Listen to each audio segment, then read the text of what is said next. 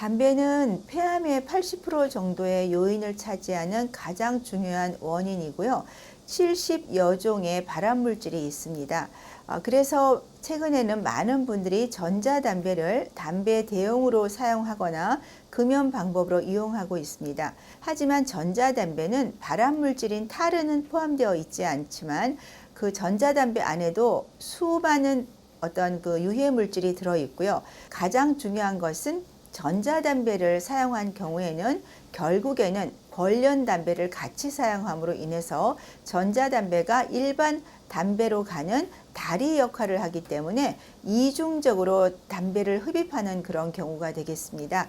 우리 청소년들이 담배를 피지 않으면서 담배의 어떤 그런 느낌을 받기 위해서 전자담배를 이용하는데, 특히 청소년 경우에 전자담배나 이런 담배를 쓰는 경우는 유전자 변형을 유발해서 초기부터 폐암과 같은 이런 고위험군에 노출이 될 수 있습니다.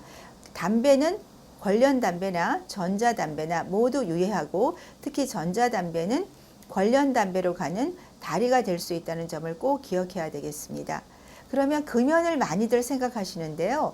금연이 매우 어렵죠. 왜냐하면 담배는 단순한 습관이 아니라 중독이라는 호흡기 질환입니다. 그래서 호흡기에서는 금연을 단순한 습관이 아닌 질환으로 생각하고 본격적으로 의료진의 상담과 약물 치료를 통해서 치료하기를 권장드리고 있습니다. 많은 분들, 특히 우리나라 대부분의 90% 이상이 금연은 혼자 의지로 한다고 알고 계신데, 금연은 절대 혼자 의지로 어렵습니다.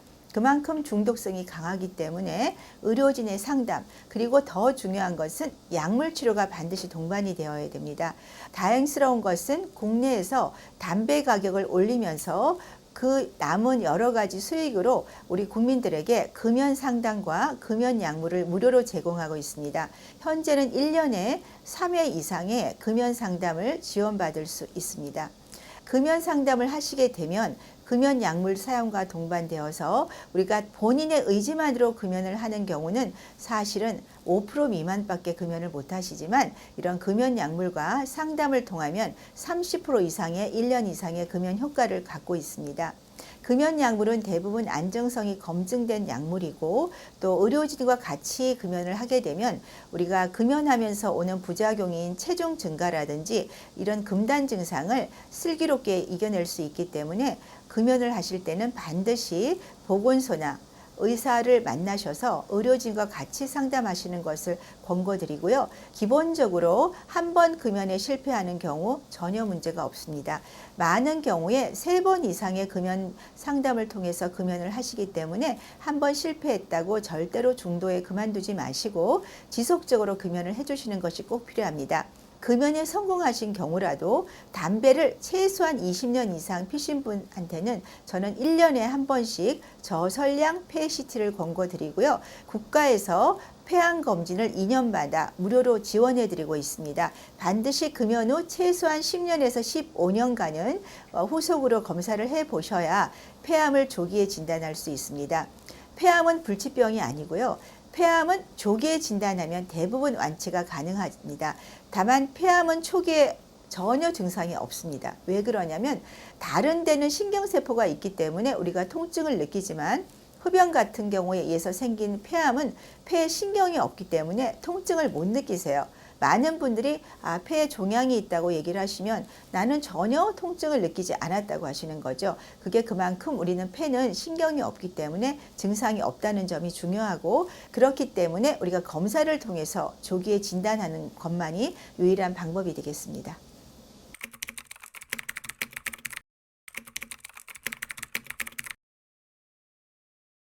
우리가 폐암은 흡연이 80% 이상이라고 말씀을 드렸고요. 또 폐암은 하루에 한 갑 20개 피를 피시게 되면 20배 이상 그 빈도가 높은 것으로 알려져 있습니다. 그렇다면 남자들, 담배 피는 분들만 폐암이 생기냐? 그렇진 않습니다. 최근의 데이터를 보시면 여성 폐암이 30%를 넘고 있습니다. 우리나라는 여성들의 흡연율이 매우 낮습니다. 그럼 여성 폐암의 원인으로 지목되는 것이 요리를 하는 데 나오는 유해가스가 되겠습니다. 해외에서는 석탄이나 나무 등을 사용하는 경우에 여성 폐암 빈도가 높은 것이 이미 연구로 알려져 있고요. 국내 같은 경우에도 실내에서 요리를 하는 과정에서 배출되는 유해가스에 장기간 노출 시에는 여성 폐암이 증가할 수 있습니다. 그렇기 때문에 요리를 하실 때는 환기를 해주는 것이 매우 중요합니다. 환기는 가능하면 양쪽에 맞바람이 치는 정도로 충분히 환기를 해주시고 후드를 사용하셔서 가능한 한 오랫동안 집안에 머물고 있는 이런 유해가스를 배출해 주시기 바랍니다. 일례적으로 공기청정기는 미세먼지가 많을 때만 사용하시는 걸로 알고 있으신데요. 요리를 하시고 환기 후에도 나중에 미세먼지를 좀 제거하기 위해서 공기청정기를 사용해 주시는 것이 좋겠습니다.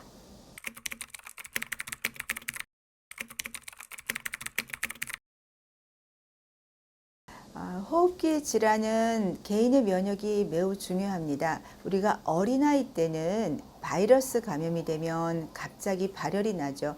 발열이 나는 것은 몸에 있는 면역세포가 활성을 하면서 어떤 면역을 만드는 과정이기 때문에 어린아이들은 열을 통해서 부모님들이 일찍 감지를 하고 바로 진료를 볼 수 있습니다. 하지만 나이가 들어가게 되면 몸의 면역 상태가 떨어지면서 발열이라든지 이런 객관적으로 볼 수 있는 증상이 나타나지 않고 대부분의 고령자들은 힘이 없다든지 식사를 못 하시게 되기 때문에 대부분 그냥 휴식을 취하시게 돼요. 그러한 경우에 병원에 오실 때 보면 폐렴이라든지 폐혈증 같은 중증 질환으로 입원을 하시기 때문에 고령이 될수록 호흡기 질환에 대해서는 우리가 조기에 면역을 잘 올리는 것이 중요합니다.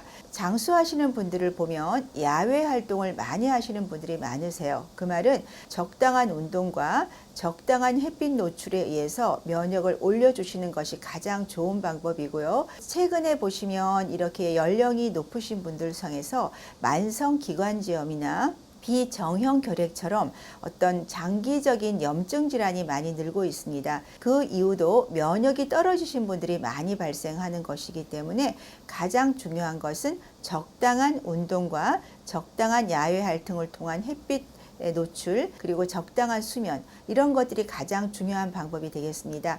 특히 수도권에서 이런 실내 생활을 많이 하는 경우에는 우리가 비타민 D가 매우 부족한 경우가 많고 비타민 D의 작용은 항바이러스, 항염증 작용이 있기 때문에 코로나 환자에서도 비타민 D가 낮은 경우에 좀 더 감염이 잘 되고 중증 사망자가 많은 것으로 되어 있습니다. 그렇기 때문에 수도권에서 실내 생활을 많이 하시는 고령자나 면역이 약한 분들은 야외 활동을 늘려주시고 또 비타민 D와 같은 이러한 어떤 필수 요소에 대해서는 한번 검사를 해보시고 낮은 경우에는 보충제를 복용하는 것도 한 방법이 되겠습니다. 또한 흡연을 하시거나 이런 호흡기가 좋지 않은 분들은 정기적으로 병원을 방문해서 저설량 PET라든지 혈액검사, 폐기능 검사를 통해서 본인의 호흡기 상태를 정확히 알고 조기에 치료하는 것이 매우 중요합니다.